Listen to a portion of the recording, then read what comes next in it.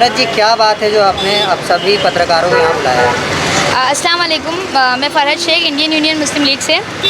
मैं आपको एक बात बताना है यहाँ पर, इससे पहले भी हमारी इस मसले पे बात हुई थी, लेकिन उससे पहले मैं कुछ और बात से आपको स्टार्ट करूँगी कि मुस्लिम लीग जिस पार्टी से मैं बिलोंग करती हूँ वो एक ऐसी पार्टी है जो मैंने एक बार हमारे जो पार्टी के बहुत बड़े लीडर है मिस्टर जी बनात वाला साहब, उनको मैंने एक बार यहाँ पे मुमरा में बोलते हुए सुना था और मेरे बड़ों से सुना था कि उन्होंने कहा था कि चांद में दाग हो सकता है लेकिन पार्टी में दाग नहीं हो सकता।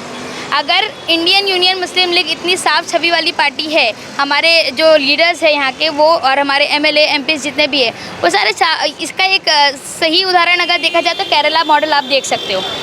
तो जब इंडियन यूनियन मुस्लिम लीग के सारे लीडर्स इतने अच्छे हैं तो मेरा बोलने का मतलब है कि यहाँ पर जो सत्ताधारी पार्टी है राष्ट्रवादी कांग्रेस पार्टी, ये कम से कम 3 टेन्योर से यहाँ पर है, तीसरा टेन्योर उनका चल रहा है, उनके एमएलए का, उनके कॉरपोरेटर्स का। तो अभी मुझे ये बोलना है कि अगर मैंने आपका बुलाने का 2 मकसद था। सबसे पहले ये कि बस स्टॉप के लिए आप लोगों ने इससे पहले जो कवर किया था कि इल्लीगल तरीके से जो यहाँ पर ये जो है बैनर लगे हुए हैं राष्ट्रवादी पार्टी कांग्रेस के, तो ये जो है नहीं लगने चाहिए थे, ये मैंने आपको बताया था। तो पत्र द्वारा मैंने जो इनकी एडवर्टाइजमेंट कंपनी है सोल्यूशन कंपनी, उनको मैंने बात की और टीएमटी के जो मैनेजर हैं उनसे मैंने बात करी, लेकिन उन लोगों का बोलना ये था कि भाई यहाँ के जो लोग हैं, यहाँ की जो पार्टी के कार्यकर्ता है वो उनको निकालने नहीं देते। यानी आप सोचिए कितनी बड़ी गुंडागर्दी है यहाँ पे लोगों की और किस तरीके से यहाँ के जो पार्टी के लोग हैं वो अपनी पोस्ट का गलत फ़ायदा उठा के, हालांकि ये होना ये चाहिए था कि इस बस स्टॉप पे जो है वो टीएमसी के जो कोई स्कीम्स है या कुछ और है वो लगना चाहिए था। यहाँ पर बसों के टाइमिंग नंबर्स के साथ उनकी टाइमिंग लगने चाहिए थे, लेकिन यहाँ पर उनकी हर जगह पर ऐसा लग रहा है कि उनकी वार्ड ऑफिस बनी हुई है। तो हम ये चाह रहे थे, हमने इसके ऊपर कंप्लेंट डाला था, लेकिन कंप्लेंट करके लेटर द्वारा बात करके कोई हम लोग को मसला हल नहीं हुआ हमारा।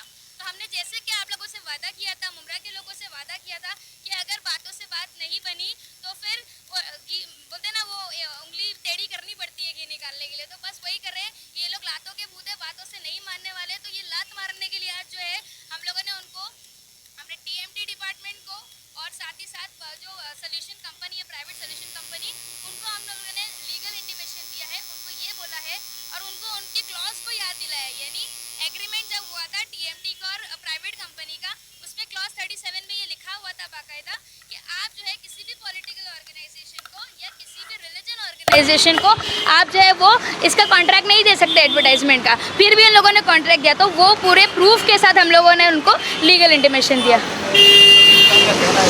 हाँ, कंपनी का मालिक हो, हाँ, और 25,000 रुपये भरा है, हाँ, ये बात सही है। हाँ, कोई भी उसके ऊपर पॉलिटिकल नहीं लग सकता है। हाँ, जितेंद्र वाड साहब है, हाँ, वो मेरी कंपनी के ब्रांड एम्बेसडर है, मान लिया, ठीक है, उनका ये कहना है। ठीक है। अब मुझे यहाँ बताइए, ऊपर कैमरा कीजिए, नाइस वर्ल्ड कहाँ लिखा हुआ है?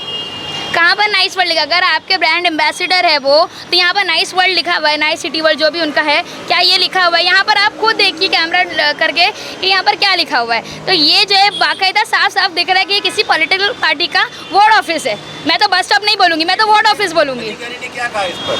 अधिकारी ने, जब हम लोगों ने, मैं आप लोगों का, मीडिया वालों का भी बहुत शुक्रिया अदा करूँगी क्योंकि उनके ऊपर प्रेशर बना इस बात के लिए और हम लोगों ने भी बहुत उनको फॉलोअप लिया, तो उन्होंने ये तक शमीम खान को स्टेटमेंट दिया है कि मैं आपके पैसे वापस करने के लिए तैयार हूँ, जितनी भी फीस आपने भरे हैं मैं आपको रिटर्न करने के लिए तैयार हूँ, लेकिन वो लेटर, ये जितने भी बैनर आपने लगे वो निकाल दो।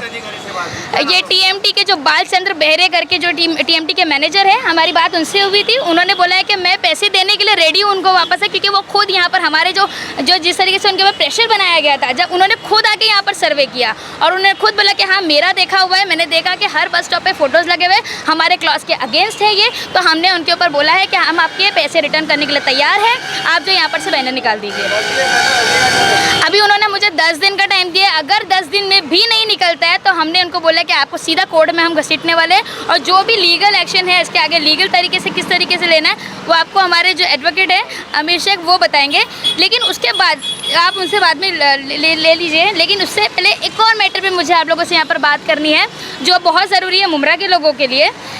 जैसे कि मैंने आपको बोला है, मेरा हमेशा से वादा रहा है, इंडियन यूनियन मुस्लिम लीग का हमेशा से वादा रहा है कि कोई भी काम को हम लोग आधा अधूरा नहीं छोड़ते, उसको हमेशा फॉलोअप लेते रहते हैं। तो मैंने आप लोगों को बोला था कि यहाँ पर जो है कुछ लोग जो है भ्रष्टाचार है, अभी भ्रष्ट में हाँ, और बहुत सारी जो है यहाँ पर रिजर्व प्लॉट्स है जिसका गलत यूज़ करके, जैसे मैंने कहा ना, राष्ट्रवादी कांग्रेस का ये है ही पैतरा कि वो अपनी पोस्ट का बहुत गलत फ़ायदा उठाते हैं। तो उन लोगों ने जो है गलत फ़ायदा उठा के, जैसे रिजर्व प्लॉट थी जो स्कूल्स की थी, फॉरेस्ट प्लॉट थी, और भी प्लॉट थी, उनका गलत फ़ायदा उठा के जो इलीगल बिल्डिंग्स यहाँ पर बनाया है। तो हमने उस एक हमारे जो बहुत फेमस हमारे गोसावी साहब है, उनके ऊपर हम लोग ने यहाँ पर लोक आयुक्त में जो कंप्लेंट दर्ज की है, और ये 4 मार्च की हम लोग को सुनवाई का यहाँ पर से लेटर आया है कि 4 मार्च को उस मामले में हमारे पास सुनवाई होने वाली है।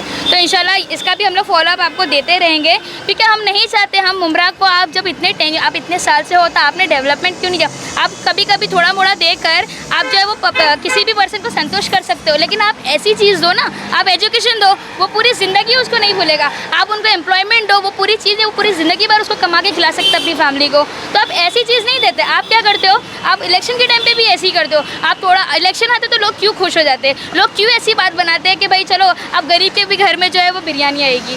क्यों आपने लोगों को इतना मजबूर करके रखा है, लोगों का अनएम्प्लॉयमेंट रखा है यहाँ पर, क्योंकि वो ऐसे टाइम पे आपके काम आए, और फिर वो बस टेम्प्रेरी तौर पे आप उनका यूज़ करते हो वहाँ पर। फिर पूरा 5 साल क्या, अरे मेरे मुमरा वासियों, आप ये तो सोचो, बस वो 1 महीना क्या, 1 महीना वो आप 5 साल बैठ के खाओगे। आप उनसे ऐसी चीज़ मांगो ना, आप उनसे एजुकेशन मांगो, आप उनसे जॉब मांगो, आप उनसे लीगल जॉब, घर मांगो, ऐसे मांगो, लेकिन आप वो सब चीज़ नहीं मांगते हो। आप जो है प्लीज़, मैं ये थोड़ा सा जागरूक करना चाहूँगी अपने मुमरा वासियों को कि अपने हक के लिए लड़ो, अपनी हिस्सेदारी समझो, अपने जो वोट है उसको सही जगह पर इस्तेमाल करो। जैसा कि मैडम ने बताया कि जब एक तरफ शहर में चारों तरफ जो है इल्लीगल काम चालू हो और लोग अपनी मनमानी कर रहे हो, शासन आपकी बात नहीं सुन रही हो, कानून का मजाक उड़ाया जा रहा है, तो ऐसे में किसी ना किसी को कानून का दरवाज़ा खटखटाना पड़ता है और उन लोगों को कानून के सामने खड़ा करना पड़ता है। मैं आपको बता देना चाह रहा हूँ कि अगर एनसीपी के एक बंदों को जो करप्शन करते हैं, अगर कानून में कोर्ट में खड़ा करना पड़े तो सबको खड़ा कर दूंगा मैं किसी को छोड़ने वाला नहीं हूँ। अगर कोई भी शहर में इल्लीगल काम करेगा आज के बाद से, चाहे वो इल्लीगल बिल्डिंग हो या कोई भी तरीके का इल्लीगल काम हो, तो उसको मुस्लिम लीग पार्टी कोर्ट में लेके जाएगी, या तो स्टे लगाएगी या तो बहुत कानूनी कार्रवाई उसके ऊपर होगी। और रही बात इसकी सलूशन की, तो सलूशन ने अगर इसको नहीं निकाला तो हम लोग सलूशन को 2024 में, जैसा वापस टेंडर बनने वाले 2024 में इसको टेंडर ना बनने देंगे, ना इसको धंधा करने देंगे यहाँ पे, ये हमारा वादा है। मुस्लिम लीग जो लोगों की जो परेशानी अभी चल रही है उस पर ही काम करेगी कि सिर्फ राजनीतिक पार्टियों पर ही निशाना साधेगी? मुस्लिम लीग कौन सी काम नहीं कर रही वो बताओ। लोगों के लिए क्या काम? लोग अगर आपने शायद नहीं देखा, बच्चों की फ़ीस के मामले में हमने मुस्लिम लीग ने आगे बढ़ के आए। उसके अलावा जो अपना दीवा में नया पुलिस स्टेशन है उसमें हमारा काफ़ी योगदान रहा है।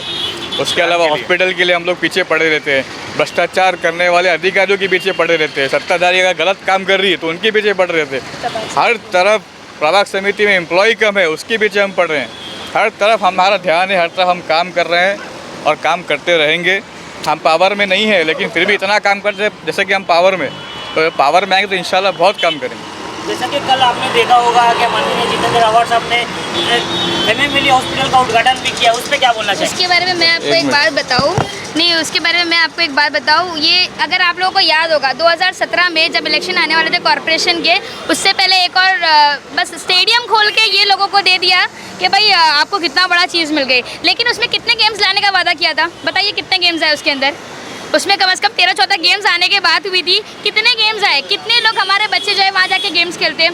तो ये भी है ना, आप तो पूजन ये एक पॉलिटिकल स्टंट है कि भाई अभी कॉर्पोरेशन इलेक्शन आने वाला है तो हम हॉस्पिटल चालू कर देंगे, जो कि वो भी नहीं होने, फुल फ्लेज में नहीं होने वाला। ये मेरी गारंटी, मैं आपको ऑन कैमरा बोल रही हूँ कि फुल फ्लेज नहीं चालू होने वाला है। वो बस आपको एक इलेक्शन के टाइम पर एक स्टंट देने वाले हैं कि भाई हमने चालू किया ताकि जो है वो अट्रैक्शन वहाँ पर जाए, इसके अलावा और कोई यहाँ पर नहीं है। उसके बाद अपना अगला कदम क्या रहेगा? किस मामले में?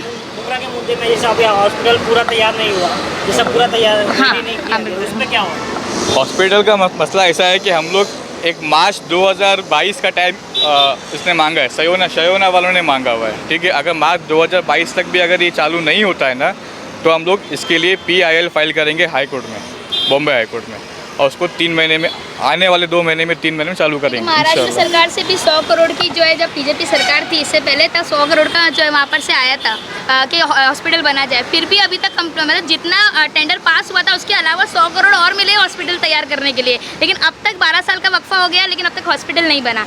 वैक्सीनेशन के लिए तो स्टार्ट कर दिया गया है। वैक्सीनेशन के लिए मैंने कहा वैक्सीनेशन तो कहीं भी हो सकता है, हाँ। हॉस्पिटल एक जगह नहीं है, कहीं भी हो सकता था। म्यूनसिपल स्कूल बनते वहाँ भी हो सकता था, लेकिन जैसे कि आने वाले चुनाव में आपकी पार्टी से कोई लोग खड़े हो गए? नहीं बिल्कुल खड़े, कोई लोग क्या, सब लोग खड़े रहेंगे। नहीं, यहाँ पर हम लोग पूरी मुमरा में तो इतना दावा करती हूँ मैं कि मुमरा में सभी सीटों पे लड़ेंगे हम लोग, और उसमें से 7 जो कैंडिडेट हमारे वो भी हमारे जो है कंफर्म हो गए हैं। उसमें से कुछ एडवोकेट्स भी है और कुछ अच्छे जो ये इंशाल्लाह जब वक्त आएगा, जब जैसे इलेक्शन का डिक्लेयर होगा उसके बारे में भी आप लोग को इंशाल्लाह बता देंगे।